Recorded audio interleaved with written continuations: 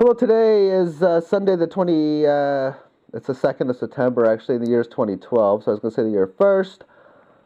And we're going to talk about teaching zeitgeist in school. Well, that was the Google search that I made just many hours ago. And I didn't find much. And there will be swearing using the word S-H-I-T in this video, and really, maybe just once, for that matter, just when I read the title. With that being said, I did the search for teaching zeitgeist in school. Really, nothing came up for the most part. But I did find one interesting thing. And, well, let's just take you back to what I searched. This is what I found. This second one was nothing, and there really isn't anything here that I thought was too relevant. This was nothing, by the way. But this here, Daily KOS, that's a social media site. At least I just found this out when I did the search. Posted by Litho, holy shit, my son's teacher is showing zeitgeist. And after reading this, I don't know what else to say, but let's go through the important parts within this. Little Litho came home today and said, "Dad, we saw this intense right-wing documentary in social studies today. It was all about how the Federal Reserve is manipulating our money to cause inflation and enslave us." What was the movie, I asked? Zeitgeist. Zeitgeist so happens I first heard about Zeitgeist this week in this context. Before we go over that context, let's look at the two things that they talked about. Inflation. How much did things cost 100 years ago, 50 years ago, 30 years ago, 20 years ago, and so on? Is inflation there? If you can say no, then you might want to give it less odds of being good. But if it's there, they might be onto something. Enslave us. Are we enslaved? Do the definition of slavery. I've done this on the channel, and look at the dollar bill note. This note is legal tender. See if you can find any slavery when you do the critical thinking. Oh, we'll look at critical thinking in this video. Let's go on with this context. By all accounts, an internet documentary named Zeitgeist was the favorite movie of accused Tucson shooter Jared Loughner, created in 2007 by New York-based conspiracy merchant Peter Joseph. Zeitgeist is a 2-hour mashup of old and new conspiracy theories involving religion, the September 11th terrorist attacks, and the Federal Reserve System. Its message is simple: we've been lied to in every institution. And he wanted to watch all the time. A teenage friend of Loughner's told the Arizona Republic it was cool at first, but then it got weird. It's all he wanted to do. Notice how this is presented. They first state that this movie was a favorite movie of an accused shooter.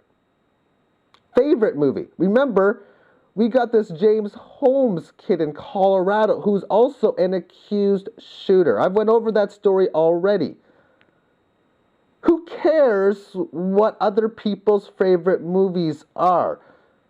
If some major criminal says that their favorite book is, I don't know, you name whatever book, are you going to just not read that book because of it? It doesn't make any sense.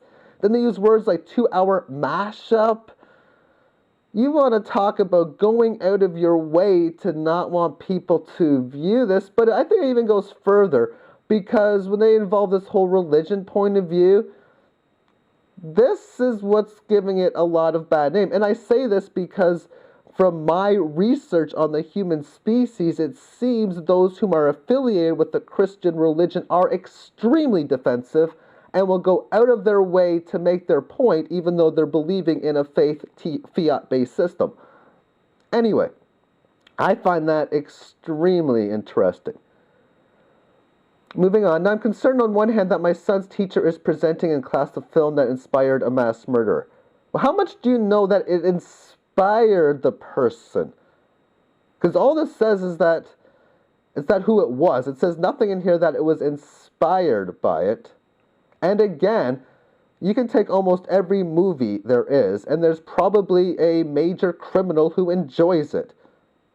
Just something to think about. But on the other hand, I'm equally concerned that a public school classroom has become a forum for the uncritical discussion of a wide range of conspiracy theories. You mean critical discussion, because uncritical discussion means you just believe what you're told, and that's the way it is. I haven't watched Zeitgeist, and I don't really intend to. And I mean, come on, if that doesn't really tell you how this world is set up, then I don't know what. The Byron New York article, quote above the flip, claims the film sees the Fed as a creation of ruthless banking interests that seek to reduce the U.S. to slavery for ever-increasing debt, yada, yada, yada. Okay, now, again, if your son comes in stating that they've seen this video, you think you'd want to watch it and then use other sources in case Peter Joseph happens to be this person who's not smart or he's just got it wrong somehow, because multiple sources work well. This article here is about showing alien stuff in the class, and you know what? I was saying in my video yesterday about what classes to show it. Every class, every person in this world uses fiat debt notes guaranteed to cause suffering and debt. So it doesn't matter what the class is, I think it's important. Now, as far as ancient aliens and prehistoric extraterrestrial visits, maybe if the class has anything to do with it, then you can show it. But that stuff I wouldn't be showing. And even the showing stuff like the 911 or the religion point of view, unless you're showing ancient history or some sort of religion class, it's not important either. This is the link to the null clothing video. I've linked this so many times on previous videos of on YouTube. This is the 2007 null clothing release of the Federal Reserve. Part of it, it doesn't have the 911 stuff on there, and it doesn't have, at least it doesn't have the religion stuff on there, which is important not to have when all you care about is how money is created. Who cares about stuff that happened thousands of years ago? That means nothing to our world today. Okay. When my son came home this evening, he told me that in social... Okay, I've already read that. I'm going to read right here. I am very concerned that these outlandish, false, and even dangerous theories are being presented to 7th grade students, especially if my son is to be believed if there was no critical introduction to this film. It is one thing to present propaganda as an artifact, as an example of what disturbed minds can create, but it is entirely different to things to present if it were an accurate representation of reality. I was not in the classroom today, and I cannot claim to know what the teacher's intent was in showing this film. If, however, he turned his world geography class into a forum for expounding his political views, and yada, yada, yada. See, he's going on, or she, I should say, I don't even know, but I'm guessing it's a he. I'm very concerned that these outlandish, false, and how would you know that they're outlandish and false if you've never seen it before? If you've done your critical thinking to find out that it was false, then I'd give you the case for it. 7th grade, is that too early to learn this stuff? I'd have to say no. Alrighty, so that would be it for this quick part of it. Now, I haven't read this yet, and I've already clicked it. But, where was it clicked from? Was it this here? This is published March 16, 2009. I haven't read this yet, actually, but I clicked on one of those links back in that thing. 2 hours into Z-Day, the educational forum associated with the online movie Zeitgeist, Peter Joseph, the film's director, and the evening's MC, Master of Ceremony, stepped out from behind his lectern and walked forward earnestly on the stage. In his goatee and mustache and tieless in a brown suit, Mr. Joseph has been lecturing for nearly an hour and a half on the unsustainable nature of the money-based economy, on cyclical consumption, planned obsolescence, corporate I'm not going to read that, and piles of poisonous waste. It's time that we wake up, he initiated, speaking solemnly through a wireless clip on a mic. The doomsday scenario, the big contraction might be happening right now. The system of monetary exchange is, in the face of advancing technology, completely obsolete. This drew wild applause from the sold-out crowd, a patchwork of perhaps 900 people who paid $10 a head on Sunday night to sit in a packed auditorium in Manhattan. And they're talking, there in the crowd was Jacques Fresco, an industrial designer and the engineer guru of what people unironically called the movement. Mr. Fresco, an elfin 93-year-old, sat beside partner Roxanne Meadows, smiling. Okay, I'm not going to read the rest of it, but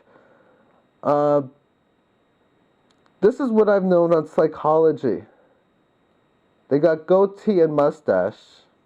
Well, okay, so that explains what the person looked like. So I don't think that's nearly positive or negative. And tieless in a brown suit. When I read this, it seems to me that the author, who is Alan Fuhrer, really wants to criticize this person. I got to find out if they are trying to do so. In other words, a not entirely inappropriate reason to the zeitgeist itself, which one young man, a philosophy student in a roomy purple blazer, described before the show began as the world as we know it is coming to an end. Yep, that's the information. So let's go see how this person ends it. This really, from what I'm reading, just is really going over what the basis of what it is. So anyway, finally, I did a Google search for teaching children about money, which is teaching how money is created in school was the actual search. And it's a really hard page to go over, but I'm only going to go over the first part of it. Teaching children about money involves teaching 5 main concepts, and that's all I'm going to go over on this. Teaching what money is. Yeah, I think that's important to teach what money is, but if you don't personally know what it is, then you don't want to teach them lies, do you? Okay. Then you also got what the denominations of money. The denominations of currency, excuse me. See, that's important to know what currency really is, because I guess if you talk about the first step, you would go over what currency is, because that would be taught in the first step of what money as we know it is. Why money is important? I think it's not important, actually, because is it important for people to be suffering? Is it important for people to be hungry and to be creating crime and all this type of stuff? If that's what you find to be an important thing, I'm in a really messed up planet. How money is used in everyday life, how to count money.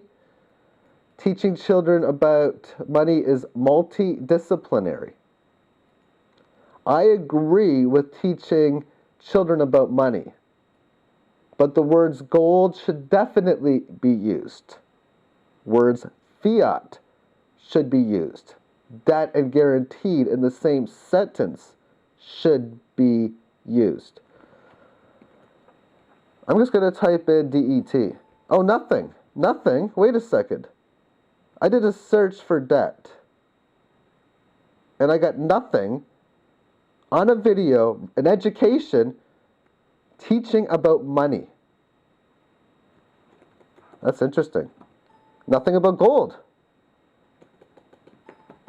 I don't even have Federal Reserve in here. I want to talk about misinformation on an article.